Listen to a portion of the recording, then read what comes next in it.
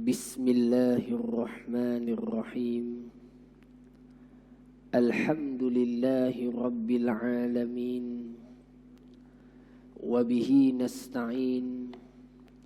Wassalatu wassalamu ala sayyidil mursalin wa qaidid du'ati wal mujahidin Sayyidina Muhammadin wa ala alihi wa ashabihi wat tabi'in wa man tabi'ahum bi ihsanin ila yaumiddin. Subhanaka la ilma lana illa ma 'allamtana innaka antal alimul hakim. Rabbi shrah li sadri wa yassir li amri wahlul 'uqdatam min lisani yafqahu qawli.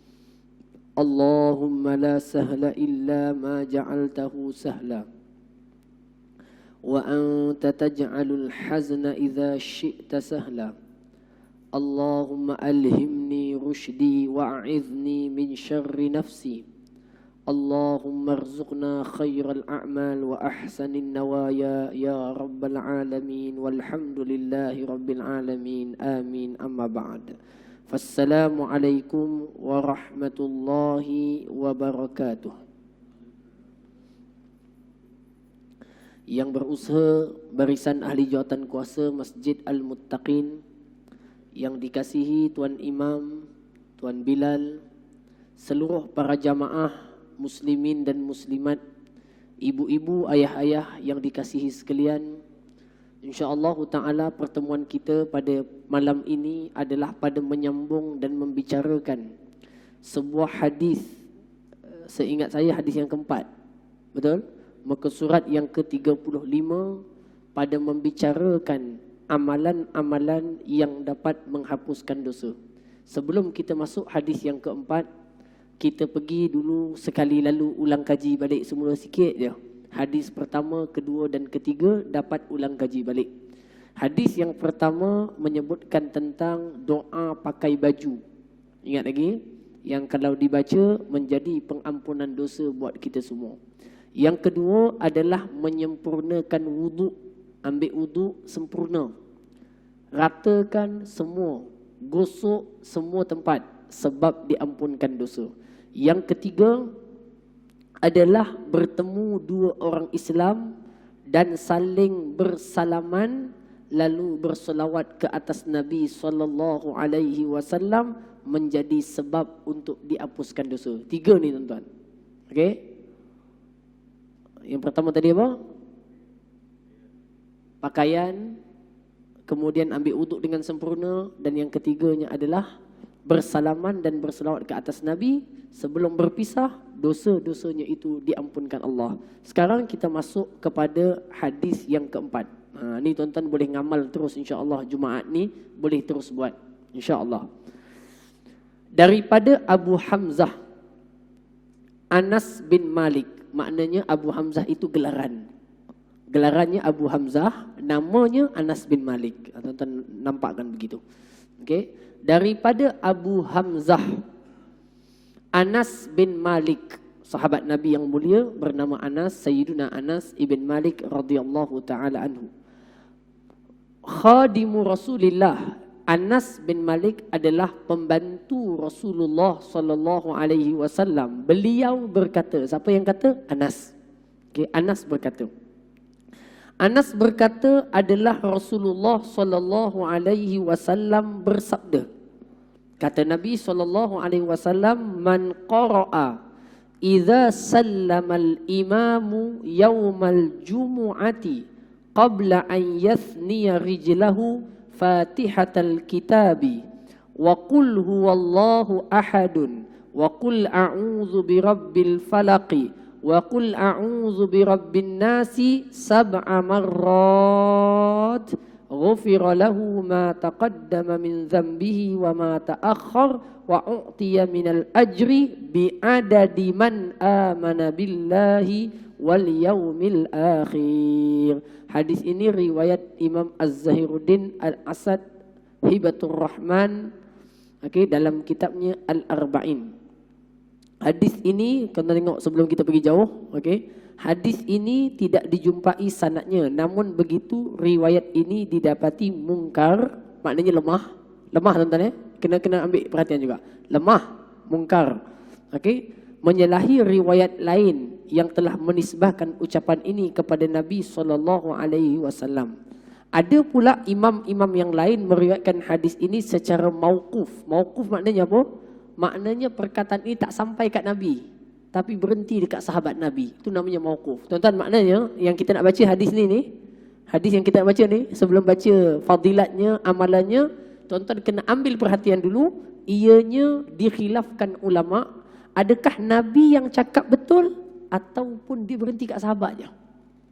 Maka sebahagian lain mengatakan bahawa hadis ini mauquf. Mauquf maknanya apa? Sampai dekat sahabat, dah. Sahabat tak kata pun aku dengar daripada Nabi. Faham tak? Faham tak? Maknanya berhenti kat sahabat. Sahabat tu yang buat amalan tu. Atau sahabat tu yang berkata dengannya. Tengok. Dalam hadis tersebut tidak disebutkan pengampunan dosa yang terdahulu dan kemudian bagi orang yang baca surah di atas, akan tetapi orang itu akan dijaga hingga Jumaat yang akan datang.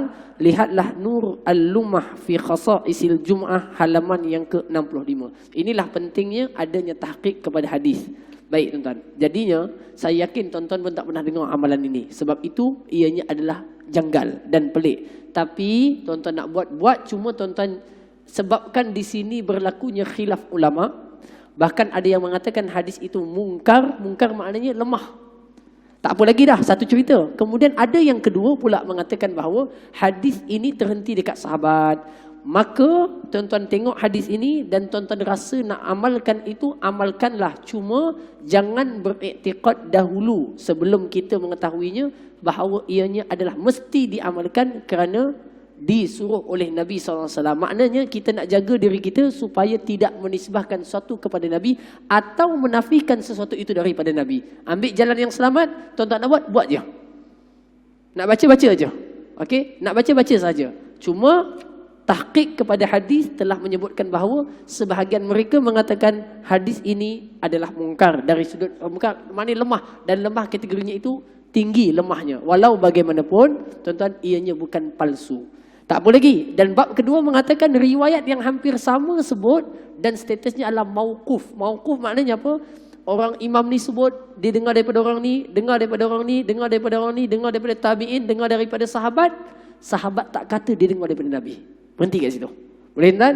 Jadi mauquf. Jadi tuan-tuan kita dengar hadisnya, tuan-tuan nak baca, tuan-tuan bacalah sebagai pahala baca Quran. Tengok hadisnya apa. Cuma dari sudut pahala tu tuan-tuan jangan i'tiqad dulu. Jangan i'tiqad dulu. Okey, tengok hadisnya. Dan mudah-mudahan kita baca ini kita dapat. Mudah-mudahan. Dia tak sama macam hadis yang kat depan. Mudah-mudahan Allah berikan kita ganjaran itu. Mudah-mudahan. Man qara'a idza sallamal imamu yaumal jumu'ah. Barang siapa yang membaca. Dekat sini terjemahan dia agak simple.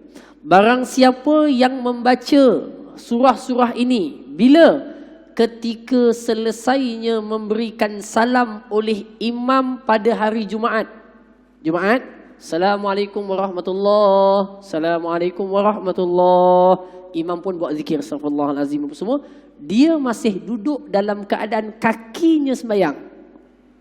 Tak bangun maknanya, tak pergi tempat lain, masih duduk dalam tikar sembahyangnya atau sejadahnya. Qabla an yasniya rijlahu, sebelum kakinya dilunjurkan atau dibuka. Maknanya apa? Orang kalau sembahyang kakinya kan dia lipat. Betul? Begitu kan? Contoh tuan, kaki lipat begitu. Sebelum dia buat apa-apa seperti bersila atau lunjur ke depan atau pergi belakang atau ambil pisang atau minum air di luar, dia tak buat apa lagi. Dia masih duduk dalam keadaan kakinya itu. Apa dia baca? Tengok tuan, dia kata apa? Fatihatul Kitab, dia baca surah Fatihah. Masa duduk tu baca surah Al-Fatihah. Kedua, baca Qul Huwallahu Ahad.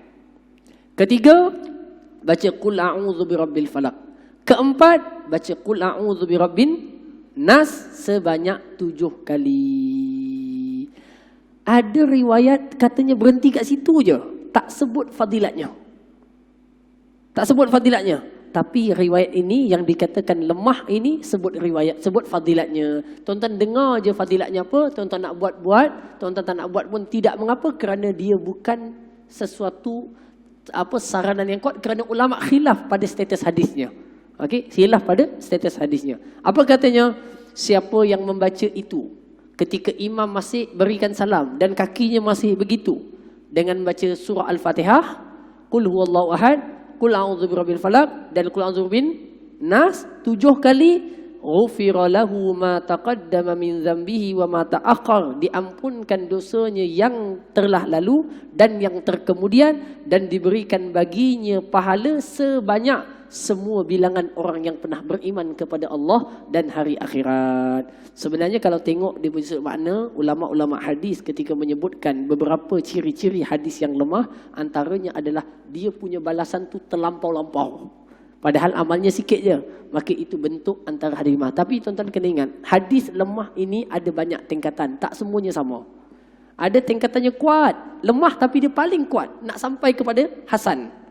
Tapi ada lemah yang sangat lemah sehingga nak sampai kepada lemah yang paling bawah. Maka tingkatan lemah itu berbeza. Maka cadangan saya tuan-tuan, setelah sebutkan hadis ini, cadangan saya lepas sembahyang Jumaat, tuan-tuan zikirlah sebagaimana zikir yang telah kita biasakan. Astaghfirullahalazim, Allahumma antas salam, Allahu la ilaha illa huwal hayyul qayyum. Kemudian baca subhanallah 33, alhamdulillah 33, Allahu akbar 33. Kemudian tuan-tuan doa-doa, kemudian orang pun bangun nak bangkit. Sebelum sembahyang sunat tuan-tuan bacalah. Mudah-mudahan ada fadilat. Itu tuan faham?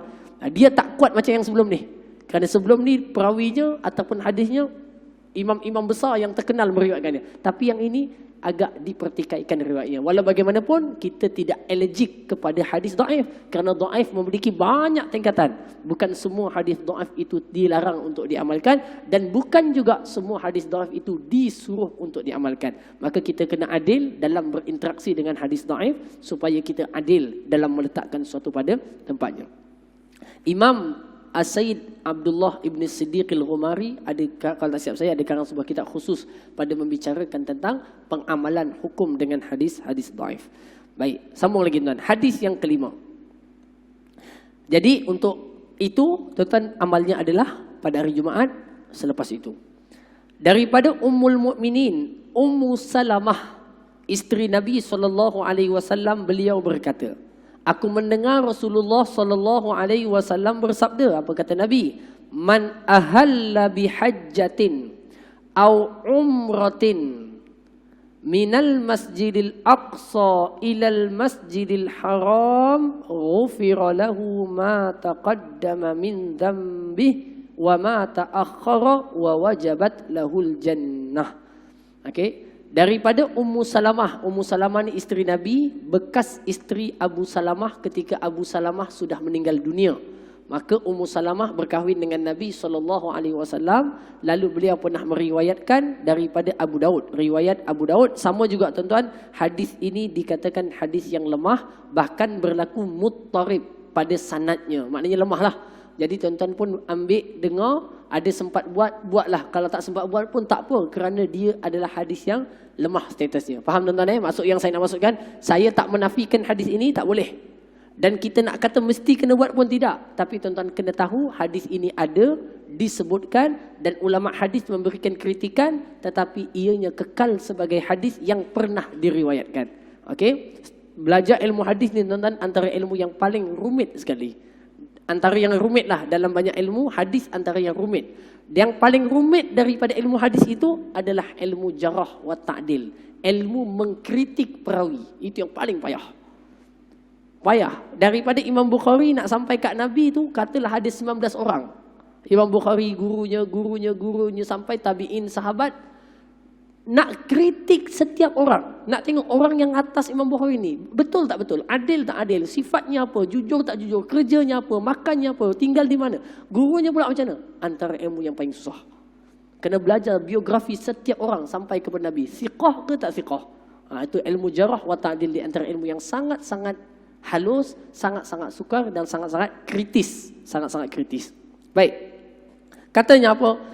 Siapa yang berihram melaksanakan haji atau umrah Okey, maknanya dia nak menuju menunaikan haji daripada umrah minal Masjidil Aqsa. Dia berjalan itu daripada Masjidil Aqsa. Dari Masjidil Aqsa nak pergi ke Masjidil Haram. Dan dia pergi dengan niat dan tujuan untuk menunaikan haji ataupun umrah. Katanya apa?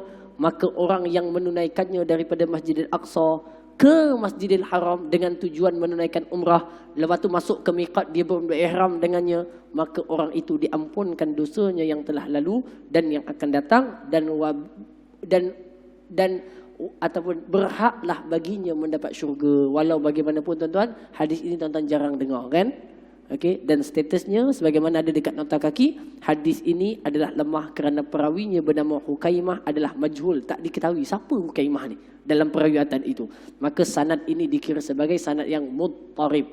Tuan-tuan jangan pening-pening dengan istilah tu, ini istilah dalam seni ilmu hadis yang saya katakan juga ada. Baik, hadis terusnya, hadis ni masyhur dan tuan-tuan boleh lihat dengan baik perbahasannya. Hadis yang keenam daripada amalan penghapusan dosa adalah man shama ramadhana imanan wahtisaban ghufira lahu ma taqaddama min dhanbi. Yang ni tuan-tuan selalu dengar sepanjang bulan Ramadan. Apa maknanya? Barang siapa yang berpuasa di dalam bulan Ramadan dengan penuh rasa kepatuhan kepada Allah dan penuh rasa pengharapan mendapatkan ganjaran daripada Allah, maka diampunkan dosanya yang telah lalu dan akan datang. Riwayat Imam Ahmad. Okey, hadis ni banyak lafaz dan pelbagai lafaz, dan ini adalah hadis yang masyhur. Cuma lafaz dosa diampunkan terkemudian tu dikatakan lafaz itu lemah. Tapi dosa sebelum okey, kuat. Maknanya siapa yang menghidupkan bulan Ramadan dengan penuh keimanan dan penuh pengharapan balasan daripada Allah, okey, diampunkan dosa yang telah lalu. Itu kuat. Itu periwayatannya banyak. Tetapi dan yang akan datang itu lemah. Jadi poinnya beriman, antara amalan penghapusan dosa di dalam bulan Ramadan adalah berpuasalah dengan penuh rasa iman dan patuh kepada Allah. Ambil amalan itu dan mengharapkan ganjaran keampunan daripada Allah. Orang ini akan dapat keampunan Allah. Itulah poinnya. Tuan-tuan jangan masuk khilaf-khilaf yang panjang detail. Itu kerja tugasan ulama-ulama hadis yang mereka lah siapkan nota kaki untuk kita tu. Dan dia lah yang cari. Kita baca, kita faham dah. Baik. Hadis yang ketujuh. Okey, hadis yang ketujuh. Hadis yang ketujuh, man 'allama ibnahul Qur'ana nadharan ghufira lahu ma taqaddama min dhanbi wa ma ta'akhkhar. Siapa yang mengajarkan anak-anaknya akan Al-Quran dengan melihat tulisan ataupun melihat, maknanya bukan tulisan, dengan melihat, maknanya ajar, baca. Inna rabbaka, contohnya dia ajar, maka orang itu mendapat keampunan daripada Allah Subhanahu wa taala. Hadis ini riwayat Imam At-Tabrani dalam Mu'jamul Awsat. Hadirin yang dikasihi sekalian, maknanya fadilat mengajarkan ilmu Al-Quran kepada anaknya sendiri. Dan dikatakan oleh para ulama-ulama Islam, jadilah kamu orang pertama yang mengajarkan Quran kepada anakmu, kerana itu merupakan jariah yang paling panjang. Sebab setiap kali anakmu membaca Al-Quran, maka pahalanya berada dalam timbangan amal soleh kamu. Sebab Nabi sebut di dalam hadis, kata baginda, wa ilmun yuntafa'u bih. Sebila mati je anak Adam, semua akan terputus amalan mereka kecuali tiga. Satu daripada tiga, ilmu yang dimanfaatkan. Maknanya setiap kali anak kita baca Quran, dalam sembahyang, luar sembahyang, ajar cucu kita, setiap kali itulah ilmu yang kita ajarkan kepadanya daripada Quran, kita mendapat ganjaran pahalanya. Okey? Dan kalau ikut hadis ini juga menjadi sebab penghapusan dosa kita. Menjadi sebab penghapusan dosa kita. Baik. Sekarang kita masuk fasal yang kedua daripada fasal-fasal kitab ini. Apa dia? Iaitu fasal pada membicarakan hadis tentang pengampunan dosa-dosa yang telah lalu. Hadis pada membicarakan dosa-dosa yang telah lalu. Hadis yang pertama, Tuan-tuan, kita tengok bersama. Hadis ni berkaitan dengan wuduk dan hadis ni sangat popular, sangat masyhur. Saya harap tuan-tuan dapat amalkan bersama. Okey, dapat amalkan bersama. An Uthman bin Affan radhiyallahu anhu. Daripada Uthman bin Affan radhiyallahu anhu, annahu da'a biwudu'in. Sesungguhnya Sayyidina Uthman telah meminta seseorang untuk mengambil wuduk. Tuan-tuan, kita dah pernah belajar dalam kuliah duha. Saya ingat lagi, saya dah pernah sebut. Kalau disebut perkataan wuduk, maknanya air wuduk. Kalau disebutkan wuduk, maknanya perbuatan mengambil wuduk. Dalam hadis tu, wuduk ke wuduk? Wuduk. Maka maknanya adalah airnya itu. Katanya apa? Sesungguhnya Uthman bin Affan telah memanggil seseorang supaya bawakan air wuduk. Air itu dibawakan. Bawa kepada Sayyidina Uthman. Faghasala kaffaihi. Bila air sampai kat Sayyidina Uthman, apa dia buat? Ghasala kaffaihi. Dia basuh kedua tapak tangannya. Tuan-tuan tengok tertib dia yang diajarkan dalam kitab ini. Faghasala kaffaihi min ina'ihi salasa marat. Dia basuh 3 kali. Maknanya air itu dituang 1, 2, 3. Dah selesai. Summa adkhala yaminahu fil wudu'. Okey, kemudian dimasukkan tangan kanannya ke dalam air. Ambil masuk dalam bekas, ambil air tadi, kemudian beryatamadmada. Kemudian summa tamadmada. Kemudian dia pun kumur. Tamadmada, maknanya kumur. Okey. Kumur ni tuan-tuan, kumur ini lagi kuat kocokannya, lagi baik kerana itu membersihkan mulut. Dan itulah tujuan daripada kumur. Membersihkan mulut kerana kita akan sembahyang, kita akan munajat pada Allah. Biarlah munajat dengan mulut yang baik, mulut yang wangi. Itu tamadmadah. Dan tamadmadah ini di antara sunnah yang Nabi buat dan Nabi anjurkan kita untuk baca. Untuk buat. Wastan syaqa. Wastan sara. Tuan-tuan tengok betul-betul perkataan tu. Tapi salah eja rasanya kat situ tu. Dekat situ bukan shin, dekat situ sa. Wastan sara. Sara. Tuan-tuan tulis satu lagi, wastan sara. Setahu saya, ejaannya istansara. Istinsar. Bukan istinsyar. Istinsar. Wastan sara. Maknanya apa? Wastan syaqa. Bila Sayyidina Uthman dapat air wudu, dia basuh tangan. Lepas tu ambil air tadi, kumur. Buang. Wastan syaqa, ambil lagi air, sedut. Sedut. Wastan sara, hembus. Maknanya istan syaqa, sedut air. Istan sara, hembuskan air. Okey? Istan syaqa, sedut air. Istan sara, hembuskan air. Ini perbuatan Sayyidina Uthman. Hadis sangat masyhur. Imam Nawawi mensyarahkan hadis ini dalam kitab Syarah Sahih Muslim, pada mensyarahkan hadis dalam Sahih Muslim. Baik. Allahumma salli ala sayyidina Muhammad. Wastanshaqa wastansara. Thumma ghasala wajhahu thalathan. Jadi dia siap basuh tangan, dah siap kumur, dah siap serut air hidung, keluarkan balik. Berapa kali buatnya? 3 kali tuan-tuan, sebaiknya. Baik. Bab 3 kali ni tuan-tuan ada perbahasan panjang. Ulama-ulama, bukan ulama, bahkan riwayat hadis datang, antara yang paling jelas perbuatan Nabi sedut air ni tuan-tuan adalah mulut dan hidung serentak dengan satu cebokkan. Ini dalam periwayatan Imam At-Tirmizi sebagaimana disyarahkan oleh Syekh Muhammad Ibn Idris Al-Marbawi dalam bukunya Bahrul Madhi. Macam mana? Ambil air. Okey? Ambil air. Masuk mulut. Buang. Inilah bentuk yang paling kuat. Tapi tuan-tuan, orang yang tak biasa susah cara ni. Biasa buat mulut, kemudian hidung. Mulut lain, hidung lain. Tapi okey juga. Sebab itu juga disebut bentuk yang pernah ada. Tetapi bentuk yang paling asah, yang paling kuat pernah ada periwayatannya adalah dibuat dengan mulut dan hidung serentak. Maknanya ambil, buang. Sekali keluar dengan hidung. Ambil lagi 3 kali. Jadi tak perlu ada 6 kali. 3 kali je. 3 kali mulut dan hidung berjalan serentak. Itu berada dalam riwayat dari Sunan Tirmizi, dan kata Syekh Al-Marbawi, seingat saya, beliau mengatakan inilah jalan yang paling asah ataupun yang paling kuat seingat saya dalam kitab itu. Katanya apa lagi? Summa ghasala wajhahu thalathan wa yadayhi ila mirfaqain. Kemudian Nabi dah masuk air ke dalam hidung. Tuan-tuan, masuk air dalam hidung ni Nabi sebut dalam hadis, Nabi kata, barang siapa yang mampu melampau-lampau masukkan air dalam hidung, buatlah. Maknanya apa? Sedut tu dalam. Betul-betul. Itu hadis khusus masuk air hidung je.